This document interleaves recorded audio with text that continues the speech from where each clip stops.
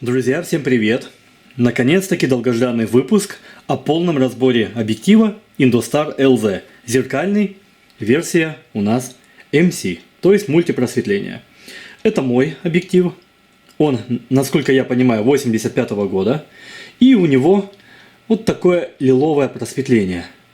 Многослойное, насколько позволяли все-таки технологии тех лет. Очень красивое. И мне пришел из Питера второй объектив, это был подарок. То же самая версия MC. Вот она. Насколько я понимаю, он 80-го года. Тот же самый завод. Лыткаринский, если я не ошибаюсь. ЛЗОС. И у него уже вот такое интересное зеленовато-розовато, я бы так это сказал. Точно так же мультипросветление. Его отличие. У него другая шкала. Кстати, у меня была версия, что с такой шкалой будет только с обычным просветлением, без мультипросветления, но я ошибался. Если верить тому, что написано на этом объективе, вот с такой шкалой, а не... Где она тут? А не с вот такой плоской. Оказывается, тоже бывает вот с мультипросветлением. Еще отличие. Здесь у нас есть колечко, которое снимается с цифрами, оно здесь крепится на болтике. Здесь оно цельное. Я еще не сталкивался с такой конструкцией, но я думаю, что ничего сложного. Схема тесаровская, я думаю, те же там будут направляющие и так далее. Единственное, здесь какая тоже есть маленькая, я считаю, проблемка. Здесь кто-то перекрутил. И здесь нету, получается, значения диафрагмы, они на 180 выставили. Вот здесь вот эта красная точечка, она должна быть в одну линию вот с этим красным треугольничком. Вот здесь у него, вот, то есть там песок, там грязь. Ну, звуки такие прям неприятные. Мне очень по душе этот объектив. Я сейчас снимаю практически все на него. Вот, не считая того, что и фильм на фестивале у меня ушел. А давайте-ка я вам покажу вот небольшую нарезочку кадров, как у нас получилось с покраской, без покраски. То есть, чтобы вы видели, какую атмосферу в принципе можно этим объективом создавать. Вот, и я пока буду вам рассказывать. Объектив мне тут очень по душе. Он невероятно удобный. У него кольцо фокуса большое, широкое, идеально крутится. У него предустановка диафрагмы. Захотел, зажал там до каких-то определенных значений, там до 16, до 8, до 4. Все, ты знаешь, что ты дальше не уйдешь. Оно у него без шагов диафрагма, колечко крутится без... То есть она не пошаговая, она плавная. Ты можешь ее делать больше, меньше. Очень удобно. У него минимальная дистанция фокуса около... Здесь пишет 0,03, на самом деле там в районе 25 сантиметров у него, может и меньше, может и 20 сантиметров, но нужно взять и измерить линейкой. Минимальная дистанция фокуса, то есть, ну, отличное стекло, естественно, за свои деньги, там, ни с каким оно не сравнится, там, Sony G-Master какой-нибудь, там, за 150 тысяч, ну, не сравнится, ребят, его цена 1500. Вот это вот мне пришло за, кстати, цена 1500. Из Питера мне пришло 1500. Да, естественно, что там человек забирал, потому что за 1500, ну, человек сказал, приходите, сами берите, выбирайте. А так, ну, будет, ну, до 2000 его можно найти в человеческом состоянии. Да, можно и за 3 найти, продают и за 4, ну, за 4 там вообще тупо идеальный в смазке заводской. Ну, вот там за 1500-2000 его можно, вот за 1500 до 2 его можно найти. Я думаю так. Вот, поэтому этот объектив, ну, честно говоря, я себе хочу просто, чтобы у меня их было 2, для того, чтобы, а если нужно будет сразу с 2 камер снимать. Допустим, диалог между 2 людьми, чтобы не гонять камеру туда-сюда и не натупить. Или там актеры не долбили там диалог 10-15 раз. Вот так вот 2 камеры выставил, одна снимает одного, другая снимает другого, и погнали, 2 одинаковых объектива. Именно из-за этого, в первую очередь, я его и взял. Ну и плюс, как я и говорил, мне он запал в душу. Ну что ж, будем потихоньку начинать. Хочу показать один очень важный момент, подсказка, которая может сэкономить очень сильно ваше время. Посмотрите на него внимательно. Если вы сейчас, здесь он выставлен на бесконечность, если вы его на самое короткое расстояние сфокусируетесь, то есть, ну вот, 0,3 в упор, вот, стукнулись.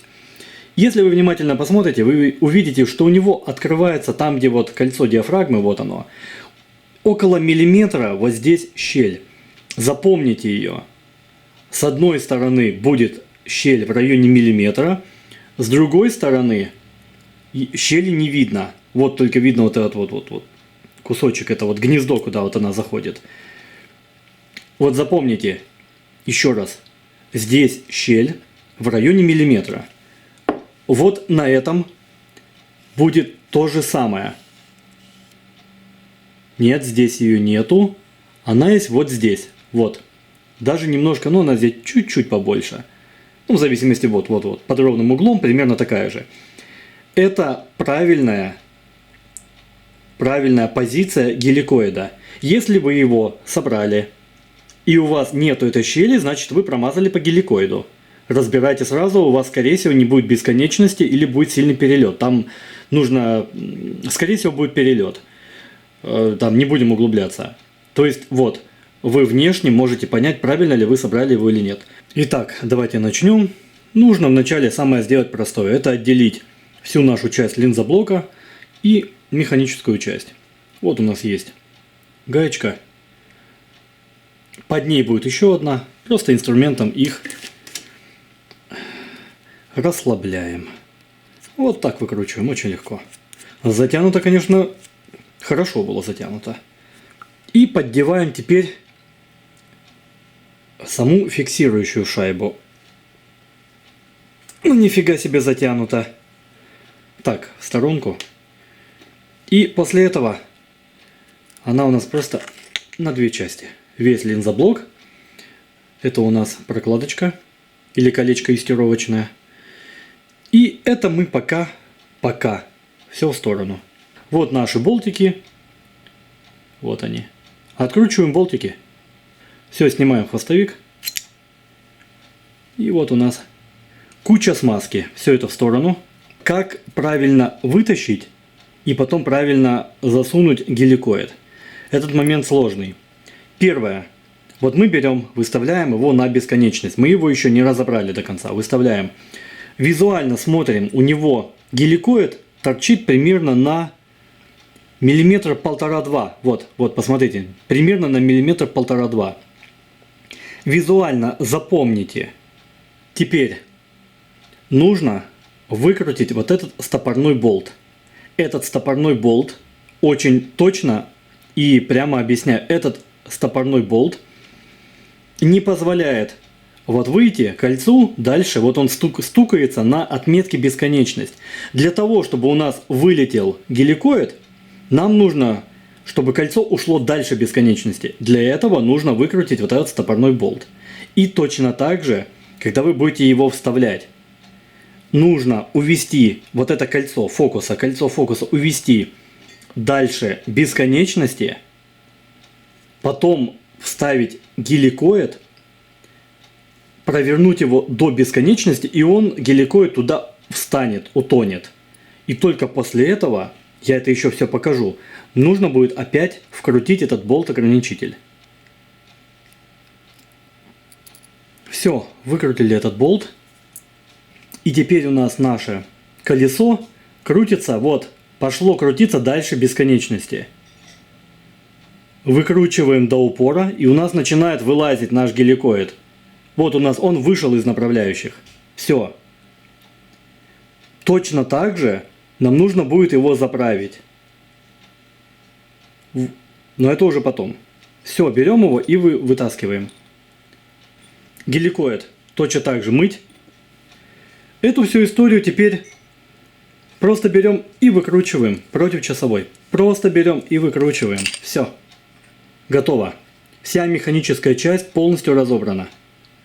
Все это отправляется на мойку. Бензин, калоша или обезжириватель. Два варианта. Полностью пока отмойте и соберите заново механическую часть. И только после этого лучше вы потом еще вот эти все части, вот эти все кольца помоете, отмоете. Но это отдельный узел, и с ним нужно работать отдельно. Я только взял вот это маленькое колечко, тоже его вымыть. Оно просто вот в таком режиме свободно одевается, снимается. Все. Отработайте узел механический. После этого отдельно к линзоблоку приступайте. Поверьте мне, тогда вы не запутаетесь. Потому что я боюсь, что я сейчас сам запутаюсь. Здесь столько столбов, всевозможных вот этих вот столбиков, болтиков, всяких вот этих вот нажимаек. Честно говоря, сам еще ни разу с этим не сталкивался. Посмотрим. Но система такая есть еще в волна 9. Макрообъектив, единственный макрообъектив, который был в Советском Союзе. И еще есть это Юпитер 37А. Это 135 миллиметровый зверь, просто вообще легендарный портретный объектив. Там точно такая же прижимная вот эта вот диафрагма. И поэтому очень будет полезно, если вы научитесь ее разбирать, допустим, на этом объективе, вы 100% сможете ее на всех остальных или на этих двух хотя бы, ну там не только на этих была такая прижимная диафрагма, предустановка, вы сможете разбирать. Поэтому все равно это будет тяжело, но очень полезно. Итак, давайте собирать механическую часть. Все, я уже вымыл. Вытер, это просто бензин калоша. Он замечательно обезжиривает. Все сухое, чистое. Давайте собирать. Кольцо фокуса. Смазываем эту резьбу обязательно. И, естественно, геликоидную резьбу тоже смазываем. Сильно много не надо. Немножко подсмазали, потому что сам геликоид еще будет смазываться. Это я такое наношу первоначальную смазку. Но хочу сказать, ее было здесь очень много. И вот смазываем теперь вот эту резьбу. Ее смазать важно. Сразу говорю, что ее смазать 100% надо. Обязательно. Даже можно вот отсюда забрать и здесь хорошенько промазать. Здесь просто берем и накручиваем. Вообще не беспокоимся, где куда нужно состыковать. Просто пристыковали. Нащупали резьбу. Нащупали ее.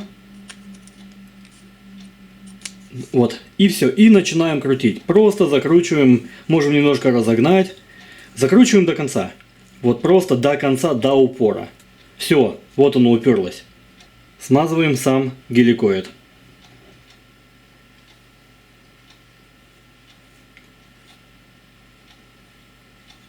Берем наш геликоид. И берем наш кольцо фокуса и кольцо со шкалой.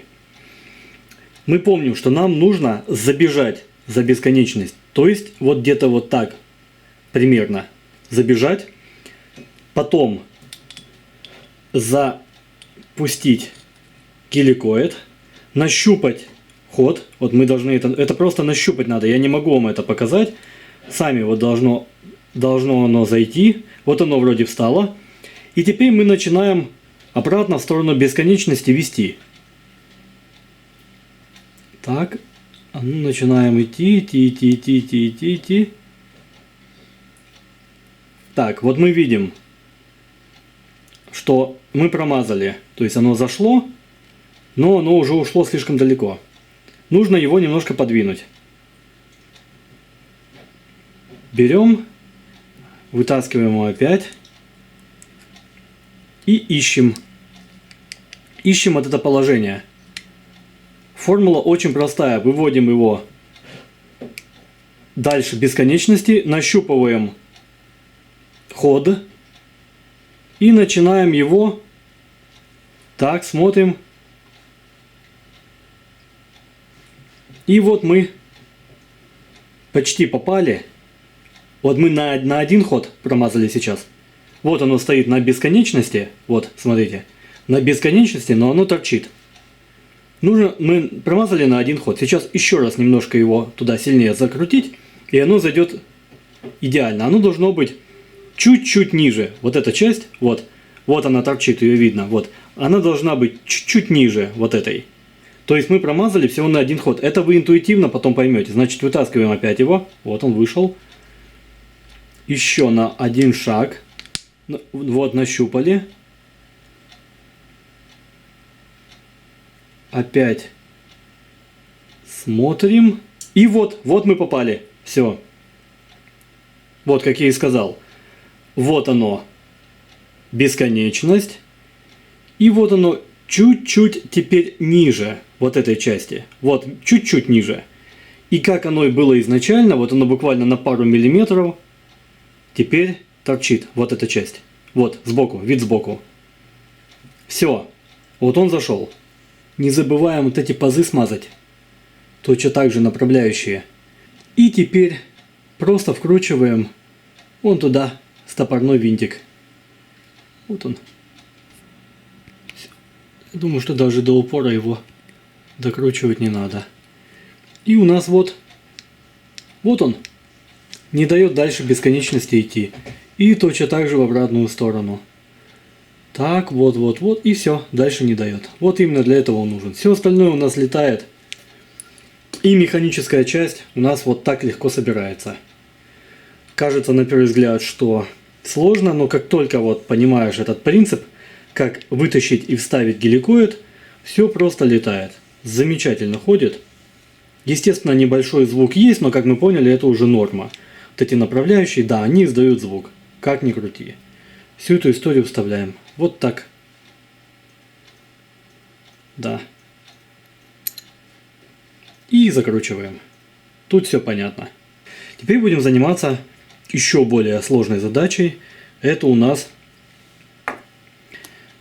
наш замечательная линзоблок и система вот этой вот ограничителя диафрагмы.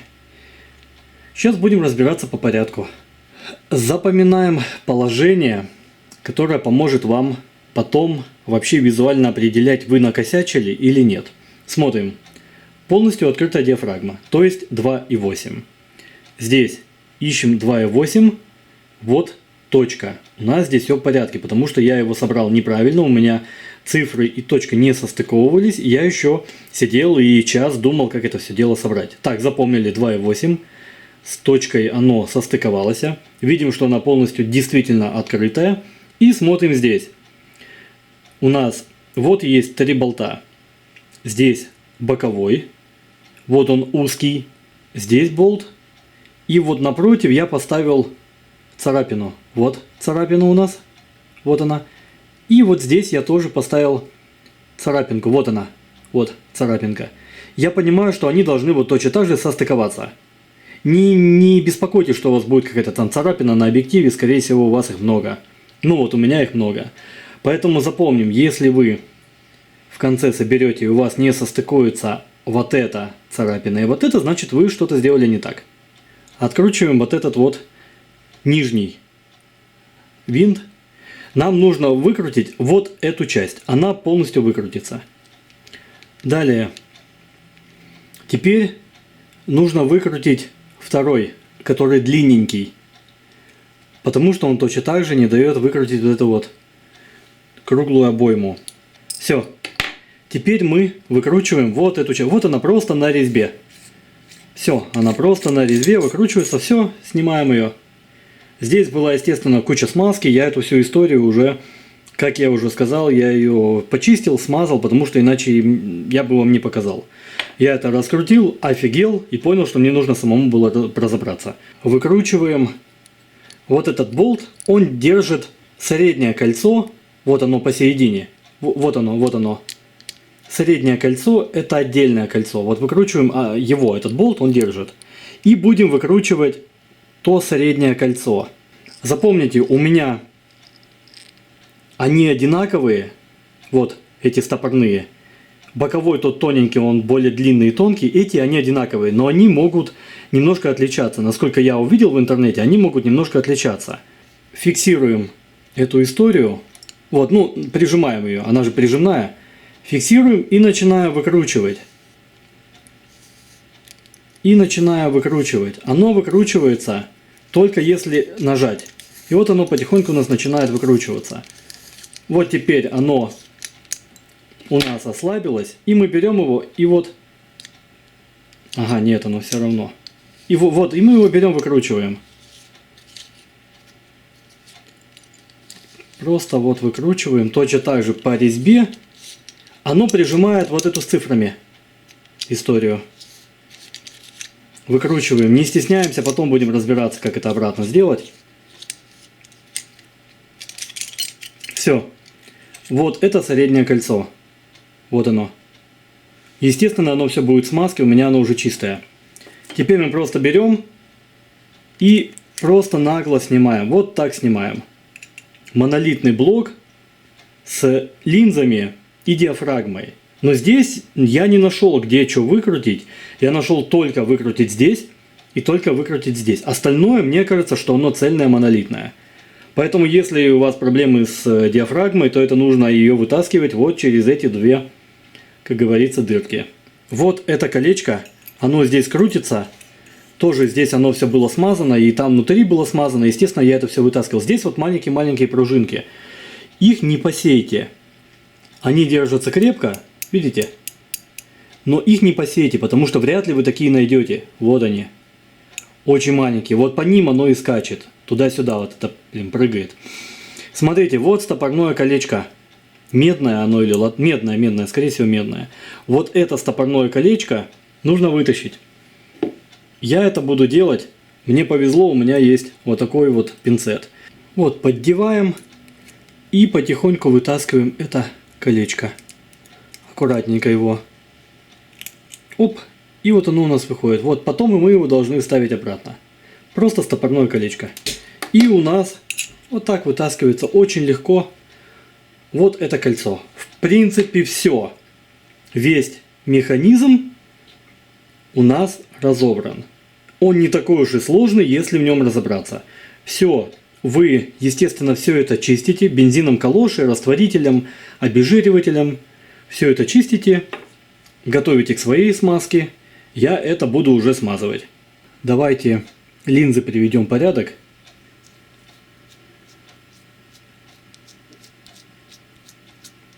Так, колечко. И аккуратненько вытаскиваем линзу. Угу. И вот у нас линзоблок. И точно так же снаружи аккуратно вытаскиваем кольцо. Вон у нас пазы. И вытаскиваем линзоблок. Опа.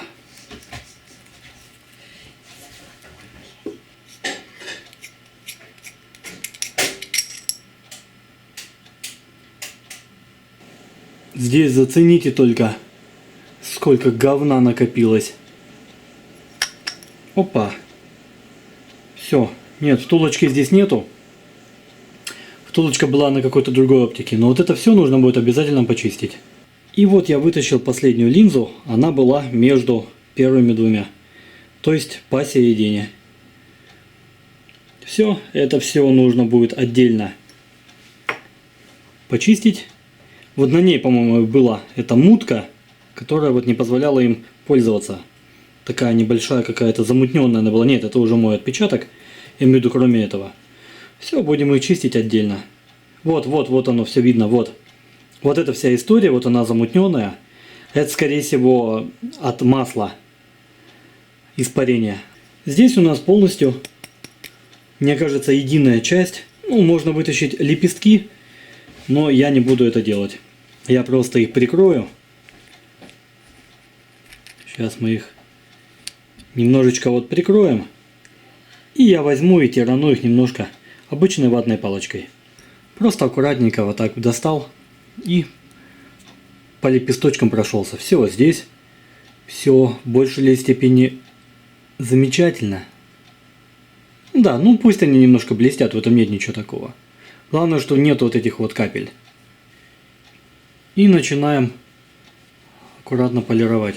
Не нажимаем, никакого давления. Аккуратно начинаем это дело вытирать насухо. То же самое делаем с другой стороной. И потом уже будем смотреть на просвет. Все, берем эту историю и вставляем вовнутрь. Сейчас я как-то это попробую очень аккуратно сделать.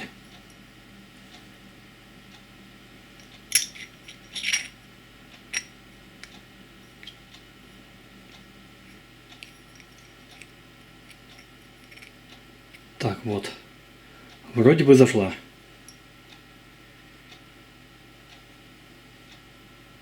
Угу. Ну и немножко ее чисто тиранем, если где-то пальцем там зацепил. Ну и с остальными линзами делаем то же самое. Я не буду это показывать, точно так же протираем, намачиваем, вытираем досуха, смотрим. Есть разводы, значит заново.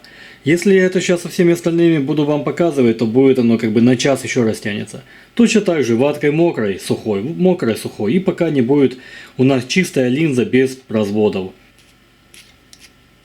Вначале пальцами, потом ключом, и остатки отпечатков просто вытираем по факту. Ну, стараемся пальцами, конечно, не цеплять. Так, ну что, беремся за самое сложное. Берем наше кольцо диафрагмы. Нам в него нужно посадить вот это колечко с пружинами. Перед этим его нужно смазать вот здесь и по бокам. Просто тоненьким слоем смазки. Это я буду делать ватной палочкой.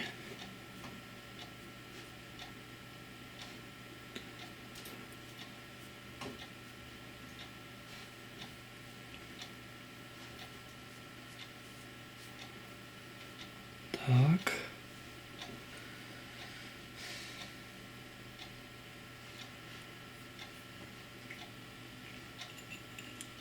Вставляем ее. И мы должны ее здесь, нужно запомнить. Вот этот штыречек, вот он, вот, между двух пружин, прям посередине штырек. Его нужно выставить четко вот напротив вот этой линии. Вот она одна, на этом кольце только одна такая линия. Вырез. Вот нужно этот штырек установить вот четко. Прямо напротив. Вот выставили. Все. Так он и должен быть. Теперь возьмем стопорное кольцо, его зафиксируем.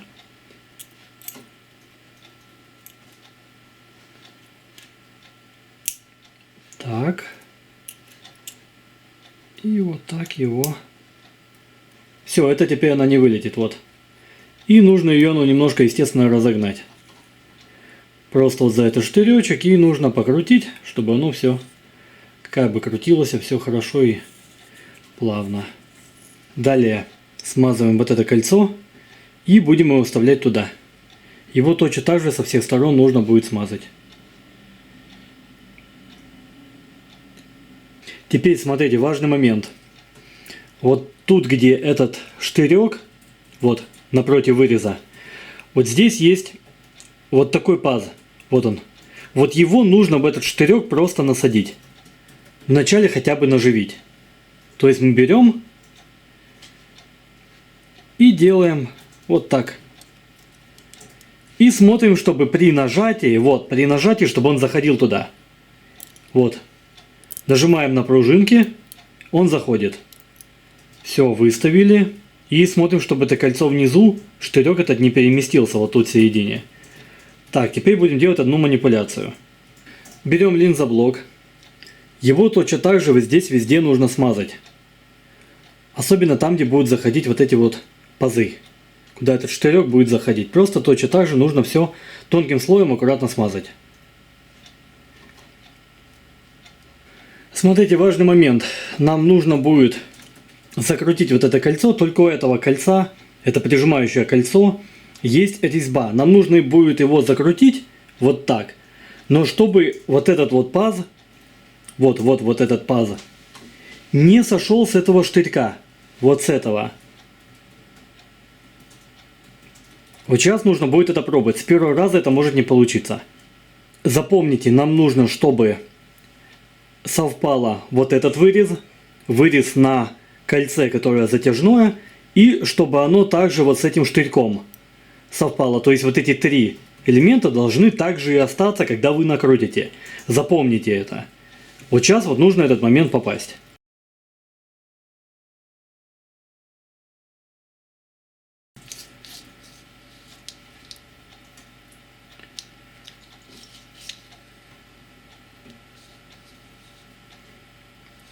Докручиваем эту гайку, вот она по центру, до упора.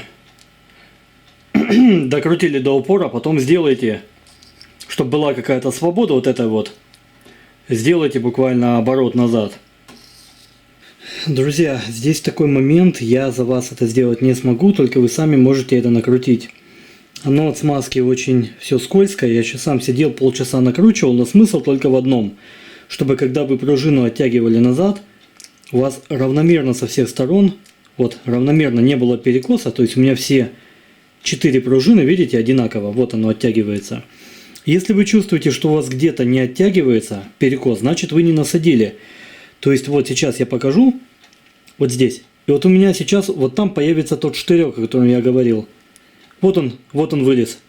Вот вы должны закрутить так, чтобы у вас, как я говорил, совпали все отверстия и в тот же момент этот штырек. Это можете сделать только вы. Вот я спустя 10 попыток, все руки в масле скользкие, но я это сделал, все. И теперь можно будет уже все дальше выставлять и выкручивать. Но накрутить эту гайку, вот она эта гайка, это должны только вы, я это за вас сделать не смогу. Что нам нужно? Нам нужно теперь между собой совместить кольцо с цифрами диафрагмы. Вот эту вот шайбу затяжную, которую мы уже накрутили. Все оно замечательно вот двигается, отходит. И теперь нам нужно еще накрутить кольцо, которое будет именно двигать саму диафрагму. Именно сами лепестки.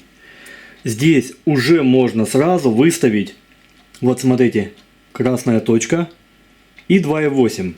Полностью открыто. Все, уже выставили как указатель. Мы от этого будем ориентироваться. И мы помним, что при разборке были такие же цифры. Берем это, выставляем. Далее вспоминаем, что у нас вот здесь, вот где царапинка, была вот это вот, было это ушко. Выставляем его точно так же. Пружину затягиваем до самого упора, а потом ее делаем немножко назад, выставляем. Ну, чтобы она двигалась свободно. Вот она свободно двигается. Полностью, если ее затянуть, не будет просто кольцо это двигаться. Будет, оно затягивает вот это кольцо. Далее теперь просто берем и накручиваем третий элемент и просто его накручиваем до конца. Только смотрим, чтобы у нас ничего не сдвинулось. Просто его накручиваем, накручиваем, накручиваем, накручиваем до конца. Вот у нас оно дошло до упора. И теперь мы помним, нам нужно выставить. Берем. И вот у нас, вот она. Вот та же метка, что мы выставили здесь. Здесь совпала. Далее здесь. Вот немножко не совпадает, нужно чуть-чуть подвинуть. Берем. И теперь все это затягиваем. Сразу подсказка. Если вы все это затянули, и у вас начинаете крутить кольцо на закрытие, сейчас она открыта, диафрагма, на закрытие, и она у вас не идет, значит вот это нужно ослабить на 1 оборот или на полоборота. Вы слишком сильно затянули. Или это, или вот это слишком. Просто слишком затянуто, и в итоге оно не может. Нужно просто немножечко поиграться вот с этим кольцом, немножко его раскрутить. Или же вот с этим. Сильно ослаблять тоже нельзя, иначе оно все будет гулять, вываливаться. Вот сейчас оно оптимально. Я же говорю, если не закрывается, вы сами это поймете. Будете его закрывать, а оно все стопорится. Значит, сильно затянуто или это, или это. Значит, на 1 оборот нужно ослабить или на полоборота вот это. И выставить все на затягивание. Обязательно, обязательно сфотографируйте или на видео потом отсмотрите, какие положения были при разборе, потому что они на всех объективах отличаются, я это сам увидел. Где-то по-другому.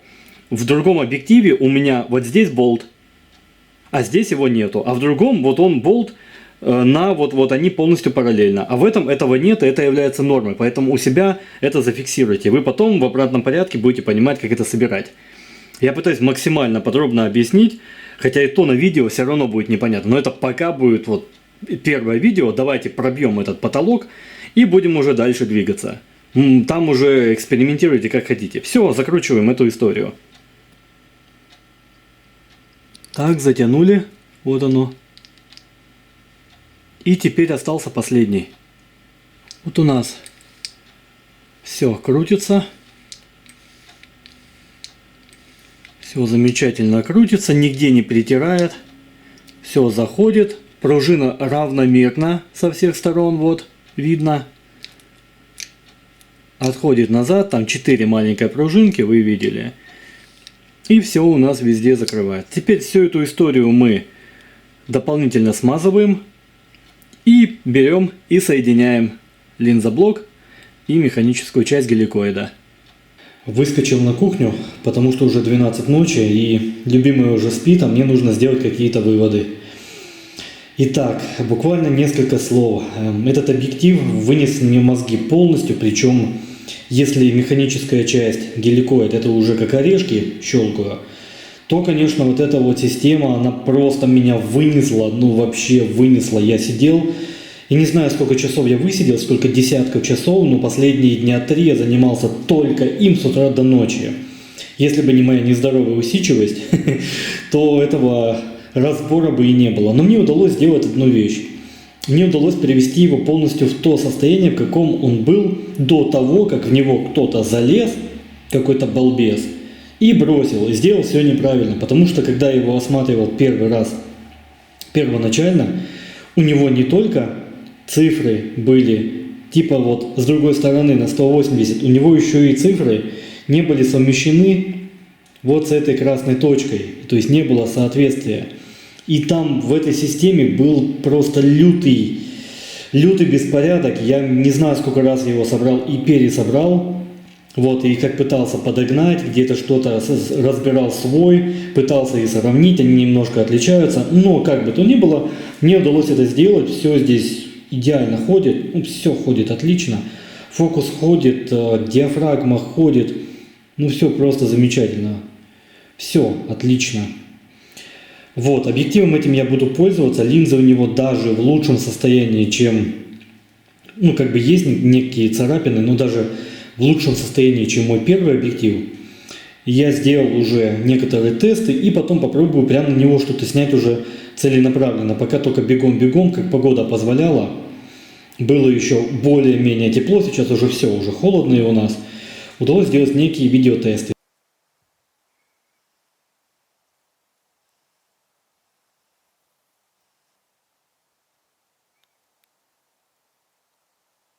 Невозможно. Чё? Я же тебе сказал, ты моя модель.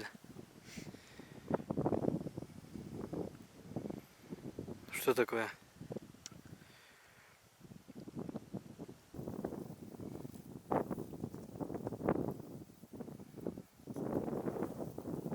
Да, вот такие небольшие видеотесты. Да, немного не удалось уже сделать, все испортилась погода, залили дожди, у нас холод, уже и у нас на юге. Как бы то ни было, этот объектив в коллекцию пойдет. Я хочу им поработать, поработаю даже в репортажке, уже прямо вот на этих выходных. Сегодня у нас уже суббота, потому что уже за полночь перевалило. Вот я попробую тоже поработать им на улице в репортажку. Как бы то ни было, пока пойдет, два объектива одинаковых, в большей или меньшей степени у меня есть. Я очень надеюсь, что я пробил этот потолок. Я очень надеюсь, что многим я теперь смогу помочь этим видео, туториалом, этим разбором. Если будут вопросы, если вы захотите сделать лучше видео, конечно, делайте. Пусть у вас будет эта основа, и сделайте видео лучше. Пока это будет первое видео на YouTube и на просторах интернета о полном разборе Индустара 61LZ. Большое спасибо за просмотр. И у меня есть маленькая просьба. Я бы очень хотел, было бы мне ужасно приятно и полезно всем, если бы вы смогли сделать где-то какой-то репост, где-то смогли какую-то рекламу. Я имею в виду просто посоветовать каким-то, может, коллегам, может, тем, кто тоже занимается этот разбор, занимается фотографией, разбором, какими-то вот такими вот реставрашками, может быть, каким-то фотографом, потому что очень мало просмотров, YouTube меня как-то, не знаю, хочет меня постоянно обидеть, меня хочет ограничить, просмотры просто, очень мало просмотров, и то есть пропускает трафик, это называется, пропускает трафик очень слабо, и это означает то, что мало людей увидит. Мало людей увидит, а мне нужно, чтобы увидело как можно больше людей. Я не люблю вот эти вот там подпишись, ставь лайк, вот это вот. Я делаю это не для понтов, я делаю это для людей. И самое важное, я точно так же в теме, точно так же кайфую и пользуюсь этими вещами, которые чиню, реставрирую, снимаю на них фильмы, снимаю этюды, репортажку, работаю на них. Поэтому маленькая просьба, если у вас будет такая возможность и желание, расскажите, может быть, скинете ссылочку, поделитесь, что есть полный разбор этого объектива. Он первый, он несовершенный, но это уже начало. И будут еще объективы жуткие, сложные, я даже боюсь за них браться. Например, Гранит. Это просто зверь, этот зум-объектив, Гранит 11. Есть у меня, тоже можно попробовать сделать. 37А Юпитер, он уже есть в разборе, но подробного на 100% тоже нет. Юпитер 11 тоже ни одного подробного 100% качественного разбора нет. И еще я хотел бы волну 9 тоже разобрать, это похоже на это, но это макрообъектив. Всем спасибо за просмотры и увидимся в следующих выпусках.